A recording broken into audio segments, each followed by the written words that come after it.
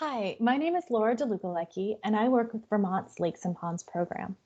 If you've ever wondered about the rules regarding boating or recreational usage on Vermont's public lakes and ponds or installing a mooring, then this short presentation is meant to address some of those questions. I'm going to cover our most frequently asked questions, but if I don't cover your specific topic of interest, please don't hesitate to reach out. I'll have my contact information at the end.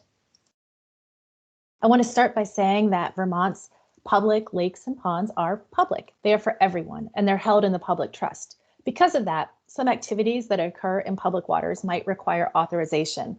Things like a large-scale project to address an aquatic invasive species, or a dredging project, or operating a marina. Those activities require authorization.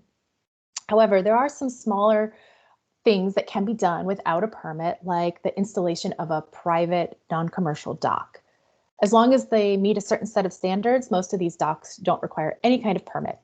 So as long as they are made of they're either a floating dock or supported on posts, if they don't extend more than 50 feet from the shore, if no concrete or earthen fill is used for the creation of the dock, and that the dock and any other things like floats and swim rafts are less than 500 square feet of surface area, then that dock would not require a permit. Additionally, things like swim rafts, swim floats, duck blinds, and buoys do not require a permit. Moorings also do not require a permit from the state. Anyone may install one. The one thing about all these exemptions, the dock, the moorings, buoys, is that they cannot impede navigation. But provided they meet those standards, no permit is required. For moorings specifically, the Army Corps of Engineers does regulate them, so I suggest reaching out and seeing if you need a permit from the Army Corps of Engineers. One thing of particular interest to people is that there is no requirement that anyone own lakefront property to install a dock, a swim raft, a mooring, or a buoy. The waters are public, so anyone may do those activities. Another big area where we get questions are about access to public lakes and ponds. There are all different types of access areas, like municipal beaches and state park access areas.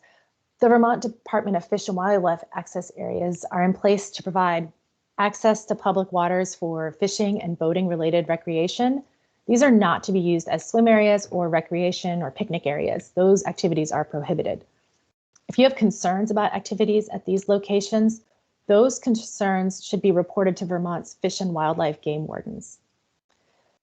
Many towns are curious about roadside access to lakes and whether or not that is allowed. Often there's a road and a narrow strip of land before the lake, and people park on the side of the road and access that land to the lake. So it really depends on who owns that narrow strip of land. If it's private property, then the private property owner can decide whether to restrict access to that area or not. More often, though, it's either the town that owns that narrow strip of land or VTrans that owns that narrow strip of land. Public access is allowed across all VTrans lands, and unless restricted through some specific regulation, there's usually public access on all town property as well. So that is a legitimate access area across public land. Another frequent set of questions that we get revolves around what types of boating are allowed on public lakes. There are rules for public waters that are defined by the Vermont Use of Public Waters Rules, and these have been around for a long time. This is a website where you can peruse this very exciting, interesting document. The rules outline the general rules for all lakes, and they list out some specific lakes by water body with their specific rules. But not all lakes have established specific rules. The rules identified in this document typically address things like whether or not a lake can have motorboats or personal watercraft like a jet ski. And the specific rules might also identify speed limits. The use of public water rules also outline some rules that apply to all water bodies. Here's a couple of them right here. They allow certain control measures to be taken to prevent the spread of aquatic nuisance species. There's some information about what's required to protect loon nesting sites. The rules establish a shoreline safety zone. This is a 200-foot zone around the shoreline that is identified as a no-wake zone, which means you cannot exceed 5 miles per hour. And this applies to all lakes. It also sets some rules about negligent operation of boats. If a lake association or a town wants to adopt a rule for a water body, then they can petition the state to create a recreation-related rule. These rules are enforced by the Vermont State Police.